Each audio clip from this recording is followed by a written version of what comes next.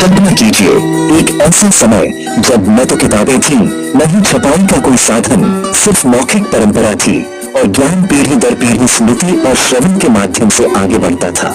ऐसे ही एक युग में महाभारत की शुरुआत हुई। अगर मैं आपसे कहूं कि इस महाकाव्य की नींव ऋषियों के एक समूह और एक दिव्य लेखक के अद्भुत संयोग से रखी गई थी, तो क्या आप विश्वास करेंगे? यह कहानी केवल युद्ध, राजनीति या वीरता की नहीं, बल्कि ज्ञान, धर्म और मानवता की गहराइयों को छूने वाली है।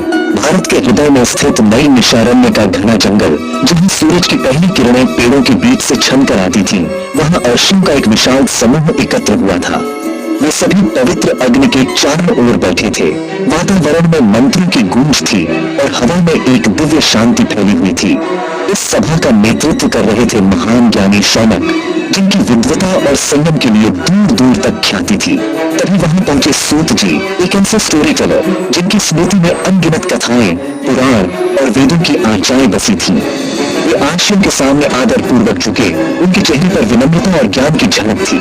उनकी उपस्थिति से सभा में एक नई ऊर्जा आ गई। शौनक राशि मुस्कुराते हुए पूछा, सूत जी, आपने संसार की अनगिनत कथाएं सुनी और सुनाई हैं। क्या आप हमें वह कथा सुना सकते हैं जो धर्म, अर्थ, काम और मोक्ष, जीवन के चारों पुरुषार्थों का सार बताती है? वह कथा जो मानवता के लिए सबसे महान शिक्षा है। सूत जी ने गहरी सांस ली और बोले, हे ऋषियों, वह कथा है महाभारत की। यह केवल एक युद्ध की कहानी नहीं, बल्कि जीवन के हर पहलू को छूने वाला महाकाव्य है। इसे महर्षि व्यास ने रचा है, जिनकी दृष्टि में संपूर्ण ब्रह्मांड समाया हुआ था। महाभारत वेदों के समान पवित्र है। ऐसा कहा जाता है कि जो कोई भी इसके श्लोकों को सुनता या पढ़ता है, वह अपने पापों से मुक्त हो जाता है और उसके जीवन में शांति, समृद्धि और ज्ञान का संचार होता है। लेकिन क्या आप जानते हैं इस महाकाव्य की रचना कैसे हुई? बहुत दूर हिमालय की बर्फीली चोटियों के बीच एक गहरी गुफा में महर्षि व्यास ध्यान मग्न थे। वहां की शांति और एकांत में उन्होंने मानवता के कल्याण के लिए एक ऐसी कथा रचने का संकल्प लिया जो युगों युगों तक लोगों को मार्गदर्शन दे सके।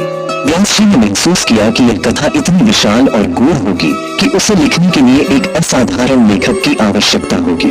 वे सोच में डूब गए, कौन होगा वह जो इतनी गति और समझ के साथ इस महाकाव्य को लिपिबद्ध कर सके। तभी देवताओं के कहने पर स्वयं गणेश जी प्रकट हुए। उनका स्वरूप दिव्य था, हाथ में लेखनी, मुख पर मुस्कान और नेत्रों में अपार करुणा।